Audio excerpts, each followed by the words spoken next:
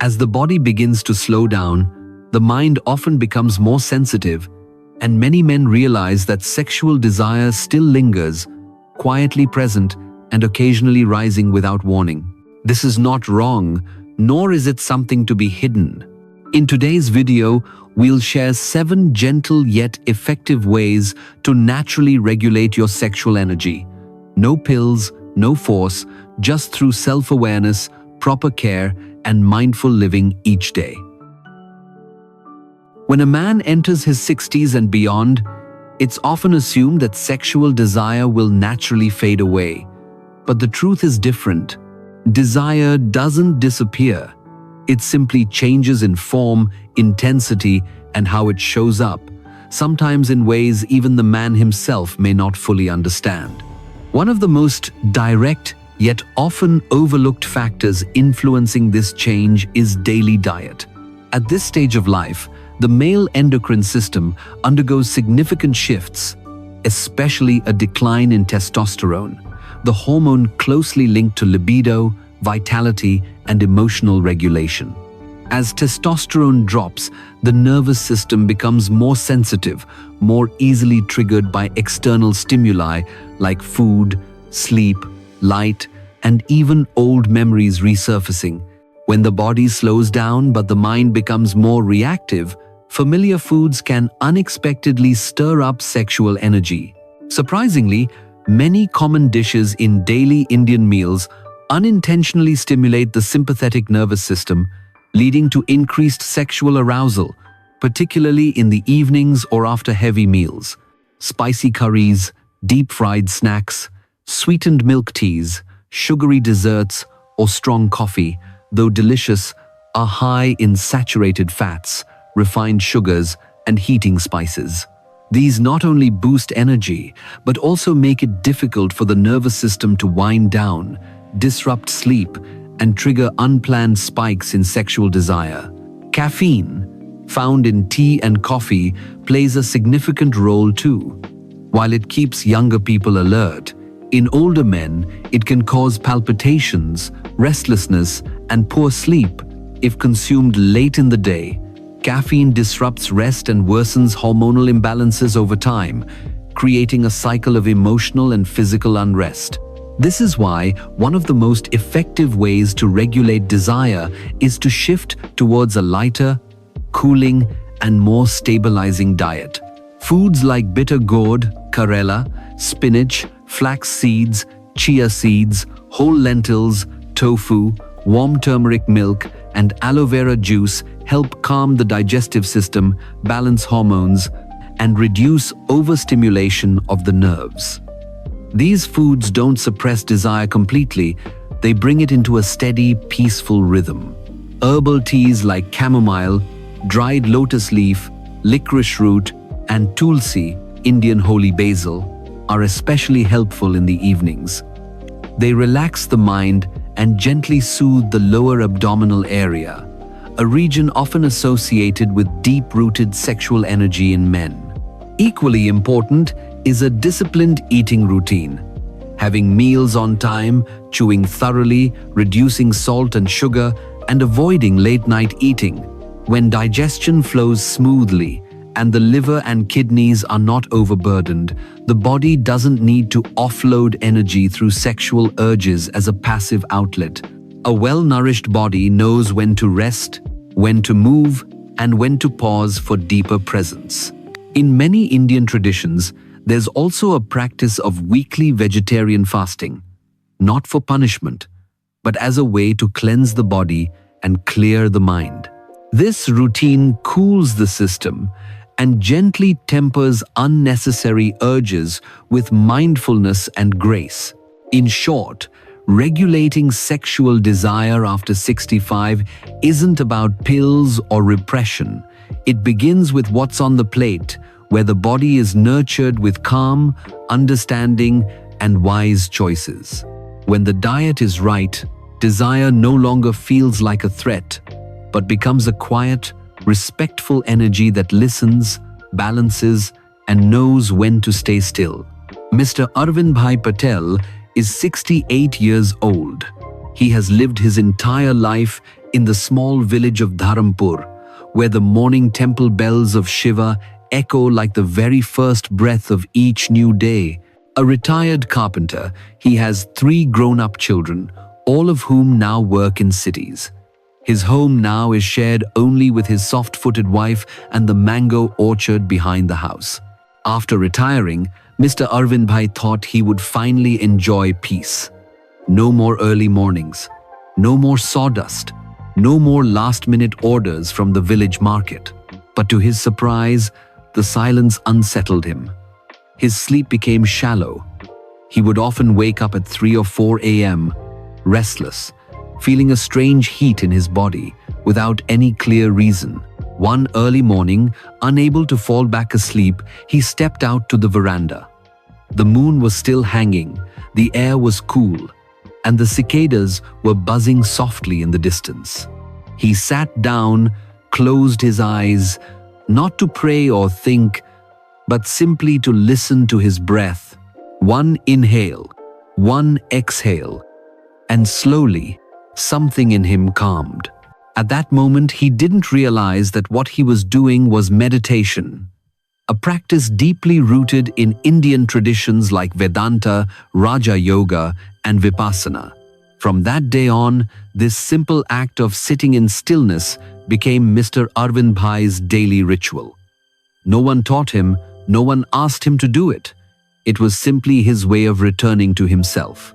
Each morning, after washing his face with cool water from the clay pot, he would spread a thin mat on the veranda, sit cross-legged, spine straight, eyes closed, and begin to count his breaths.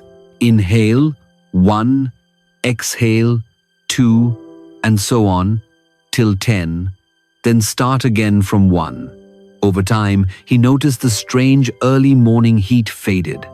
Those sudden waves of desire, which once left him confused, anxious, or even ashamed, now passed quietly. Not because he suppressed them, but because meditation helped him witness and understand these sensations, like a breeze brushing past the body, disappearing when not clung to. His wife, Kamla, after observing this change in him, began meditating beside him.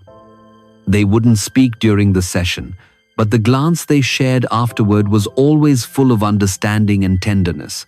One day, Mr. Arvind Bhai shared his experience with a group of elderly friends who gathered weekly at the Hanuman temple to read the Ramayana. At first, some chuckled, assuming he was following some sort of ascetic punishment. But slowly, one by one, a few tried it. And eventually, they too discovered the truth in his words. When we sit in stillness, we don't try to fight desire, yet desire no longer disturbs the heart. From Mr. Arvind Bhai's story, we see clearly meditation and breath, simple tools requiring no cost or complex training, can help elderly Indian men regulate their sexual energy naturally, gently, and with deep self-respect. In Indian culture, returning to oneself through breath, silence, and awareness is not about denying desire, but transforming it into inner peace. And perhaps the most beautiful outcome isn't losing all desire, but reaching a state where desire no longer controls, shames, or worries you. It becomes just a part of the body, passing by like the morning breeze through the mango orchard behind the veranda. After those quiet mornings of stillness, like Mr. Arvind Bhai experienced in Dharampur, the body and mind of an elderly man begin to rediscover their inner balance. But such calm cannot come from breath alone. There needs to be a channel, a release for the residual energy still circulating within, especially for older men, for whom desire cannot simply be silenced through meditation. In this gentle flow, physical movement through walking and yoga becomes the next natural step in harmonizing desire. In India, movement has never been just about exercise. In ancient traditions, each step, each posture, each breath tied to movement carries a deeper meaning, one of healing, not just for the body, but for the spirit and subtle energy within. In the rural lanes of Gujarat or Tamil Nadu, it's common to see elderly men walking slowly around temple courtyards in the early morning or gently blending meditation with simple yoga stretches. They don't move to feel young again, but to keep their inner energy circulating, preventing stagnation that can lead to imbalance. Walking, especially in the soft light of morning or the golden hour of dusk, does more than just boost blood flow. It helps the body release excess energy, particularly the subtle tension often stored in the lower abdomen. For men over 65, as testosterone levels naturally decline, sexual desire doesn't vanish, but becomes more subtle, often unspoken and difficult to name. Regular walking allows this lingering energy to disperse across the body, turning what could become frustration into a light, non-invasive flow. Yoga goes even deeper. There's no need for advanced poses or intense routines. Foundational movements like Tadasana, mountain pose, Vajrasana, thunderbolt pose, Balasana, child's pose, and basic pranayama, breath regulation, are enough to make a difference. These practices stimulate the pelvic floor muscles, where a large portion of sexual energy is believed to be stored, while calming the central nervous system. In classical schools of yoga like Hatha or Kundalini, managing sexual energy, ojas, is not about denial but transformation. From instinct to insight, from desire to clarity. Mr. Arvind Bhai, after establishing his morning meditation habit, began adding simple movement to his routine. With no teacher, just an old yoga book gifted by his granddaughter, he started with a few mindful stretches and breathing exercises. Eventually, he adopted Nadi Shodhana, alternate nostril breathing, to balance the Ida, cooling, and Pingala, heating, energy channels in the body. Over time, the restless nights triggered by sudden waves of desire began to fade. The inner heat eased. Most importantly, he began to feel fully present in his own body, without avoidance or judgment.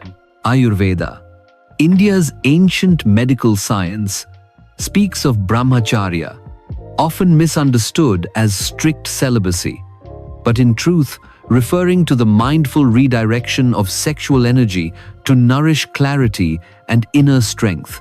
Walking and yoga, when practiced with awareness, are two deeply rooted yet accessible ways to embody this philosophy in the daily life of an aging man. In short, once a man has learned to sit in silence and listen inwardly, his body gently calls him back into movement. Just a few steps, a few stretches each morning are enough to return desire to its rightful place, as one stream of life energy, but no longer the center of life itself. And in that space, true peace begins to take root, quietly but unshakably, in the heart of a man in his twilight years. Once an elderly man has grown accustomed to calming his body through meditation, breathwork, and gentle movement like walking or yoga, a quiet yet powerful shift begins to unfold.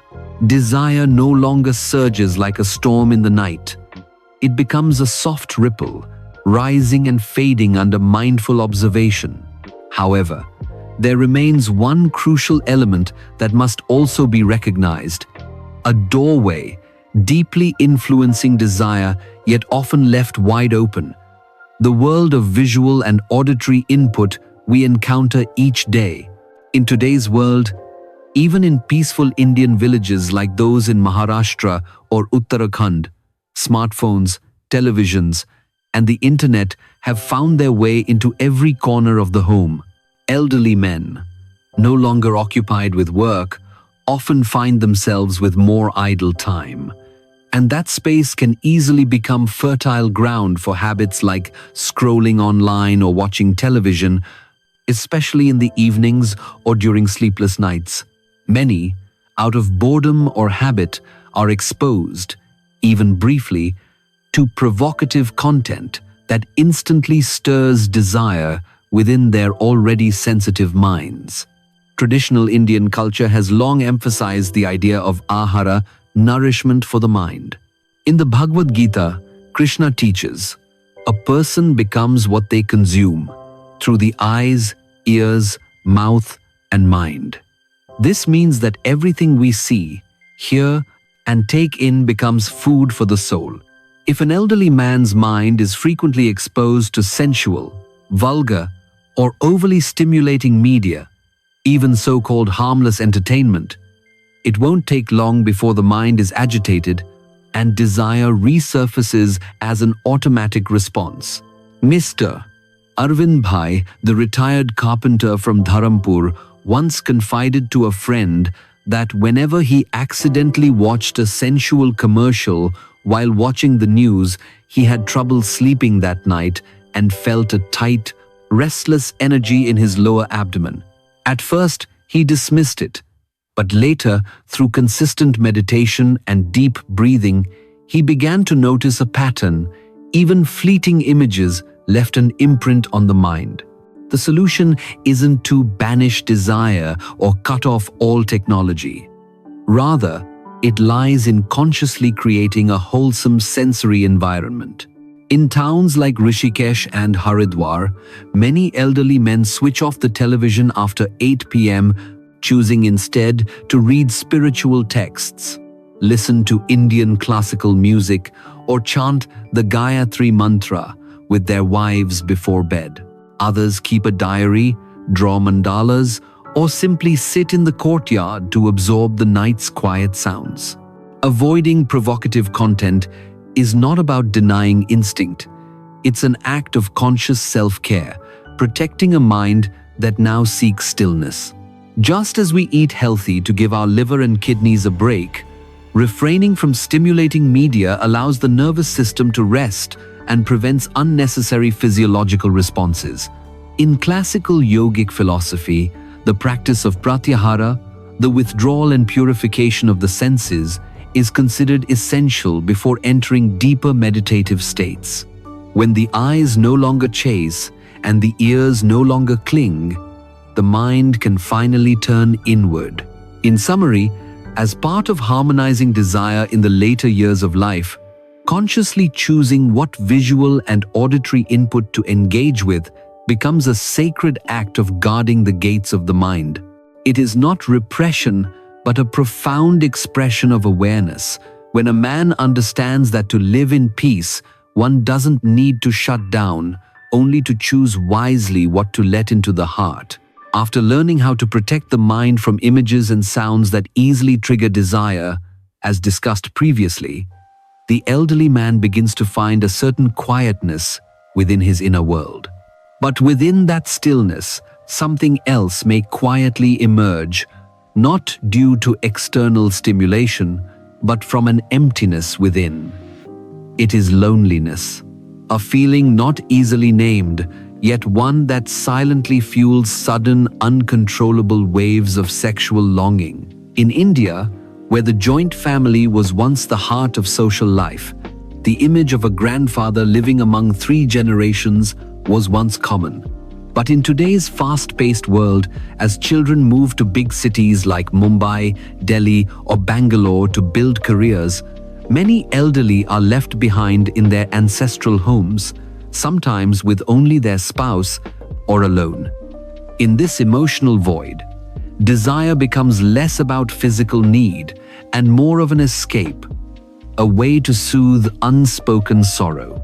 Studies from elder care centers in places like Pune and Chennai reveal that older men who engage in community activities tend to regulate their sexual urges more effectively than those who live in isolation.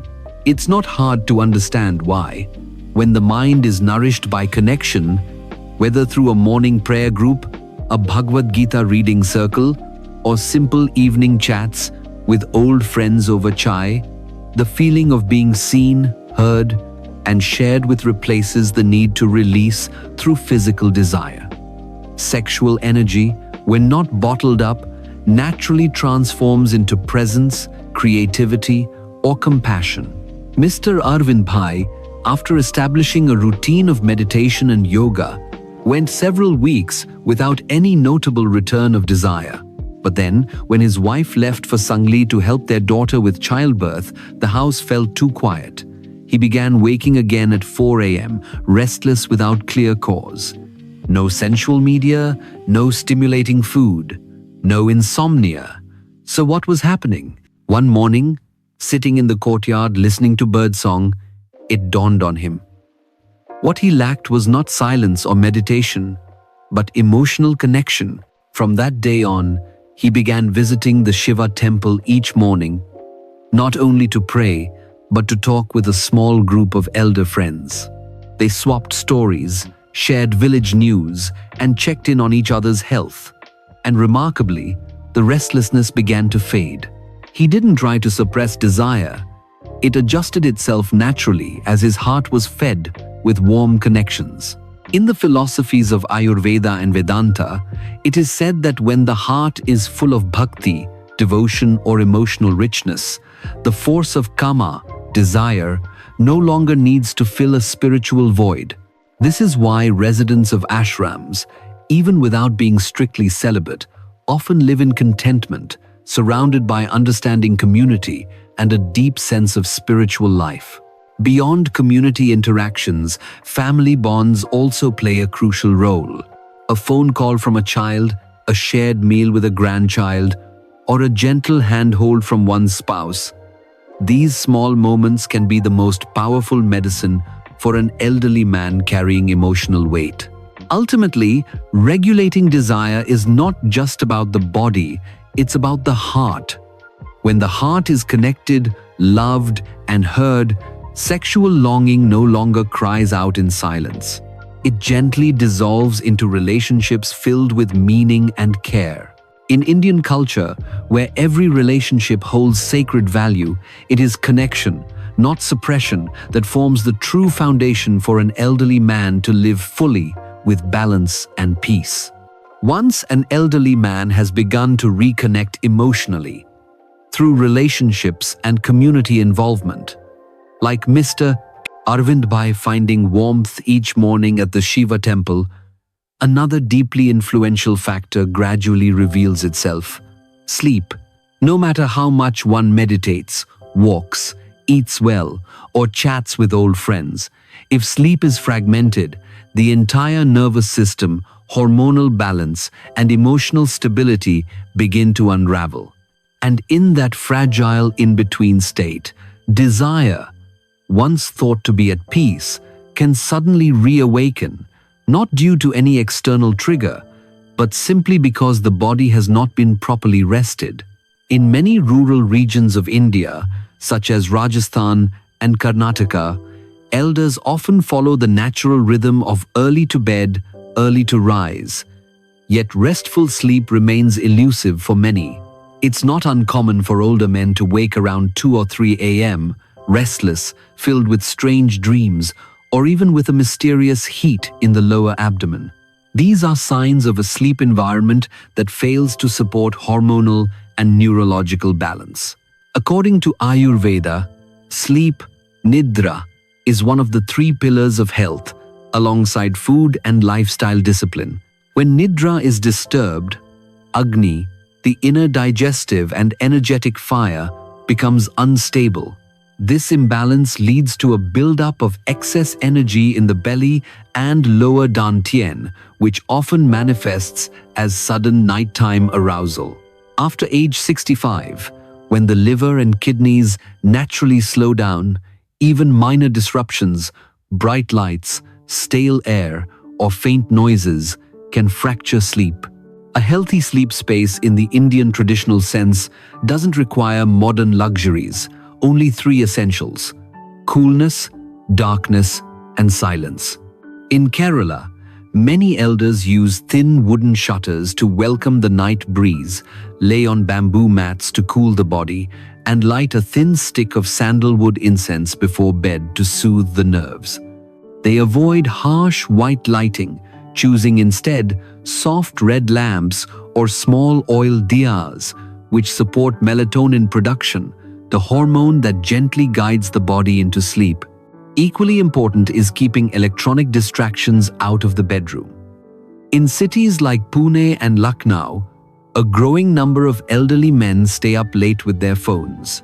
Though it may seem harmless, time pass, the blue light and fast-paced media of social apps overstimulate the brain, making it harder to disconnect. This prolonged half-awake state becomes fertile ground for subconscious impulses, including sudden waves of desire, to slip in unnoticed. Simple lifestyle choices like avoiding late dinners, limiting water intake before bed, and maintaining a fixed sleep schedule can significantly improve sleep quality for older men. Once deep, consistent sleep is re-established, the body begins to self-regulate. Heart rate, breathing, and yes, sexual desire naturally soften, no longer spiking without reason in the middle of the night. In short, regulating desire in old age is not just about stillness or clean eating, but also about deep sleep in a space that honors the body. A darkened room, a soft breeze, a hint of sacred incense.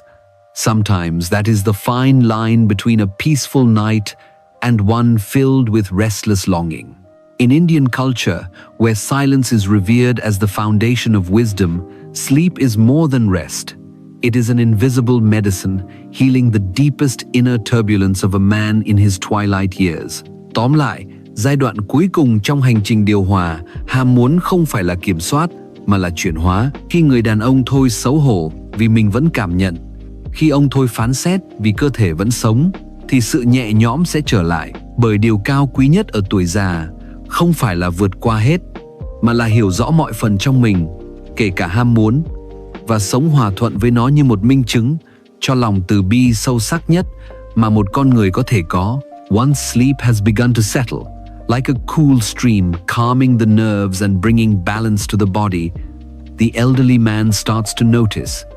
Desire no longer rises like an unexpected wave in the night, but drifts gently, like a breeze that passes and fades. Yet, there remains a deeper layer, a final root that must be faced for the journey of harmonizing desire to be truly complete. The feelings of shame, self-judgment, and guilt that often follow the emergence of sexual longing. In many traditional cultures, especially in India, older men are often cast in the image of calm, wisdom, and transcendence. He is the grandfather chanting mantras at dawn, the quiet father sipping tea by the veranda, the elder who has outgrown the storms of desire. And so, when a man over 65 still feels desire, most do not speak of it, not because it isn't there, but because they are ashamed. In villages like Pushkar or traditional Hindu communities in Varanasi, older men are often expected to adopt a spiritual life, vegetarianism, prayer, detachment from worldly cravings. But this does not mean their bodies have entirely transcended.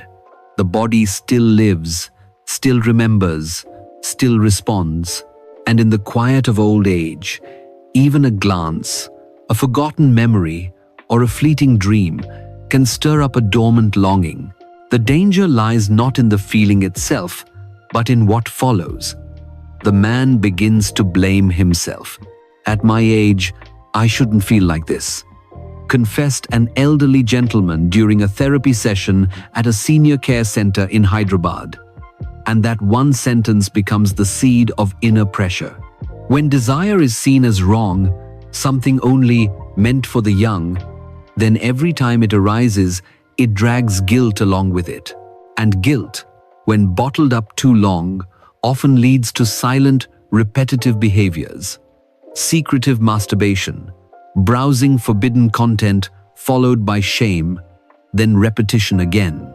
In Vedanta, a profound teaching reminds us, the Atman, our true self, is not ashamed of any emotion that arises.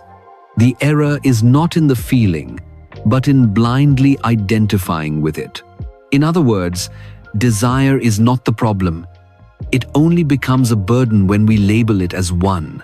So, the next step in the journey of regulating desire is to see it as natural, without judgment. When it arrives, instead of shrinking away or running, an elderly man might simply ask, "Why is it here today? Am I lonely, tired, longing for affection, or is an old memory resurfacing?" These questions, asked with compassion, open the door to understanding. In that light, desire is no longer a beast to fight, but a mist, one that dissolves when recognized with acceptance. In many centers like Isha Foundation or the ashrams of Ramana Maharshi, elderly men are not taught to eliminate desire, but to sit with it as they would with an old visitor, uninvited but not unwelcome. Journaling, speaking with a spouse, or opening up to a counselor are simple ways to release that emotional pressure, not by swallowing it, but by giving it space to be heard. In the end, the final stage of harmonizing desire is not control, but transformation. When a man stops feeling shame for still being sensitive, when he stops judging his body for still being alive, a sense of ease returns. For the highest wisdom in old age is not about transcending everything, but about understanding every part of oneself, including desire, and living in peace with it. That, perhaps, is the truest expression of compassion a human being can embody. On the journey of regulating sexual desire after the age of 65, the key is not suppression or denial, but the ability to listen, to understand oneself, and to live in harmony with the body's evolving rhythms. Desire is not wrong. It only becomes disruptive when it is overly repressed, harshly judged, or left to drift under unconscious stimulation. Through mindful eating, meditation and yoga, deep sleep, conscious media choices, emotional connection, and finally, releasing shame, an elderly man can gradually return his sexual energy to a natural, balanced state. In Indian culture, where inner awareness is honored and the body is seen as part of a spiritual journey, regulating desire is not merely about living rightly, but about living deeply, clearly, and truthfully. At this age, desire is no longer just instinct. It becomes a signal, sometimes a voice of unspoken emotions, sometimes a call for connection in moments of solitude. In essence, moderation in desire is not renunciation. It is the art of transformation. When a man learns to place desire in its rightful place, neither ruled by it nor rejecting it, he begins to live from his most profound self, a space where body, emotion, and spirit meet in peace and acceptance.